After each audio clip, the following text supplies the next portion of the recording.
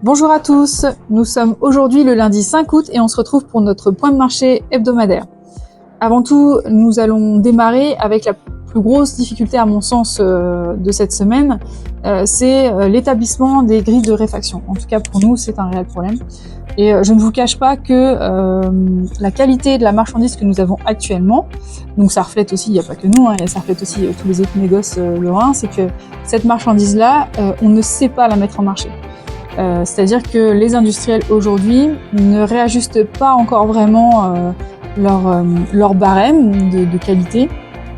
Et pour nous, c'est difficile de valoriser finalement la marchandise que nous avons pu acheter aujourd'hui et savoir sur quels critères du coup nous pouvons mettre en place ces barèmes de réfaction. Puisque finalement la marchandise que nous avons là n'est pour le moment pas suffisamment séduisante pour pouvoir la commercialiser. Voilà, donc on essaie de faire notre maximum pour y voir plus clair, parce que si très honnêtement nous établissons une grille de réfaction actuellement, elle serait largement en votre défaveur pour le moment, et ce n'est pas du tout l'objectif, puisque l'objectif c'est d'avancer dans ces négociations-là pour pouvoir la valoriser au mieux et de la manière la plus juste. On va démarrer avec notre point de marché. Nous démarrons avec le marché du blé et je suis en compagnie de Pierre. Bonjour à tous. En France, cette semaine, les agriculteurs ont récolté 67% de blé au 29 juillet contre 41% une semaine plus tôt.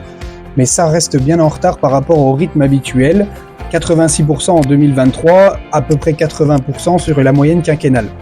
Les pluies continuent de perturber l'avancée des récoltes. Les opérateurs de la filière s'attendent à l'une des récoltes de blé les plus faibles depuis des décennies, après des mois de fortes pluies qui ont affecté les semis et la croissance des cultures. FranceAgriMer estime que 50% du blé français était en état bon à excellent au 29 juillet, ce qui est stable par rapport à la semaine passée, mais ça reste le score le plus bas pour cette période depuis l'année 2016, où la France avait réalisé sa plus petite récolte depuis les années 80. Les conditions de culture du maïs se sont également dégradées de 4 points à 79%, un petit peu en dessous de celles de l'an dernier à la même date, autour de 81%.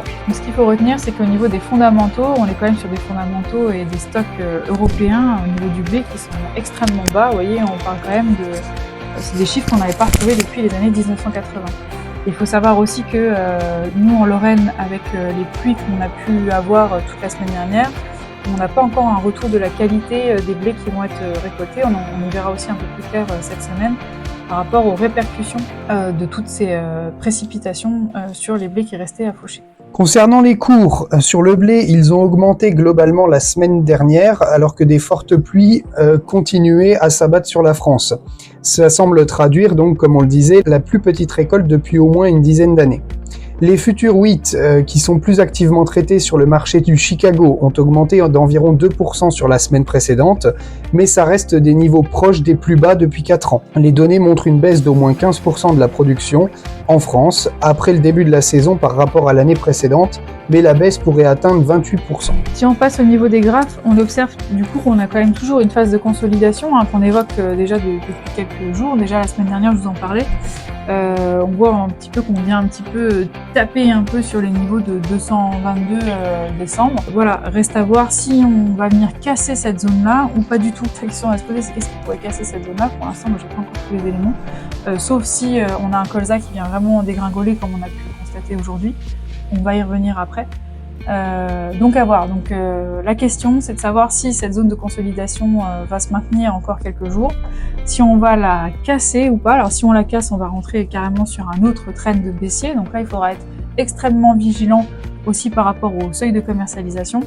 Et si on la maintient, on verra, on fera le point la semaine prochaine sur une prochaine du coup séance de marché avec les nouveaux éléments qu'on aura d'ici là. Mais par contre, le point de vigilance, c'est que si pour moi cette zone de consolidation est cassée, c'est vraiment un point d'alerte.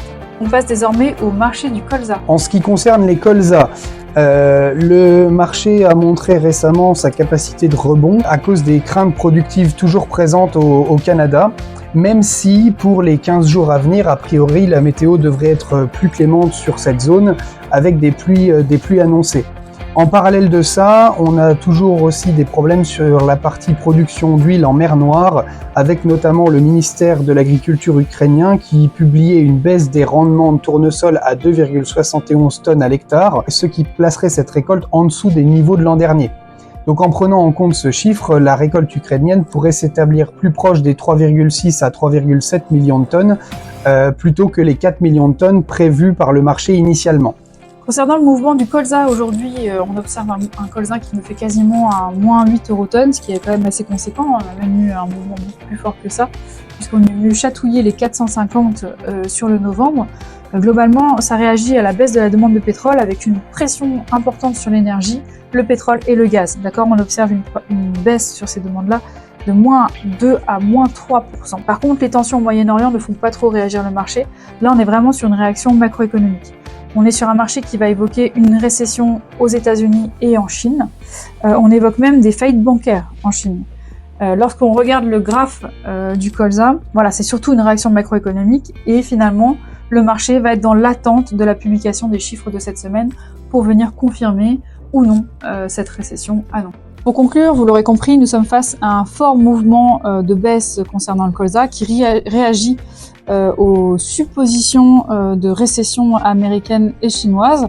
Et finalement, on va attendre cette semaine la publication de ces chiffres pour voir si cela est confirmé. Et reste à voir si ces chiffres sont confirmés, comment le marché va se réajuster par rapport à ça, sachant que néanmoins, à côté, on garde toujours un peu en ligne de mire qu'on est quand même sur un marché un petit peu sous tension par rapport au manque de disponibilité et à la problématique huile qu'on peut avoir sur la partie mer Noire. Quoi qu'il en soit, c'est que si on passe en dessous des 450 € tonnes sur le marché du colza, là pareil, on passe aussi sur un autre trend baissier, une autre tendance baissière qui risque quand même d'apporter quand même quelques climats d'alarme et qu'il faudra quand même être réactif et très vigilant par rapport à cela. Donc si vous n'avez toujours pas commercialisé votre colza, restez bien attentif et soyez très vigilant par rapport à cela. Concernant le blé, pareil, on est sur des phases de consolidation. Et la question est de savoir, c'est si on passe en dessous de 220, là aussi ce sont des signaux d'alerte pour passer sur une autre tendance baissière, qui pour l'instant ne s'est toujours pas confirmée, comme le colza. Donc vous voyez quand même qu'on est sur un marché qui est un petit peu sous tension, qui a un petit peu du mal quand même à vouloir décoller. Donc pareil, restez vigilants parce qu'on n'est pas à l'abri d'une mise sous pression. Donc cette semaine, on fait attention au niveau de 220 en blé et on surveille le niveau de 450 au colza. Voilà. En attendant, bon courage pour la fin des moissons. Et à bientôt. Merci pour votre attention. Au revoir.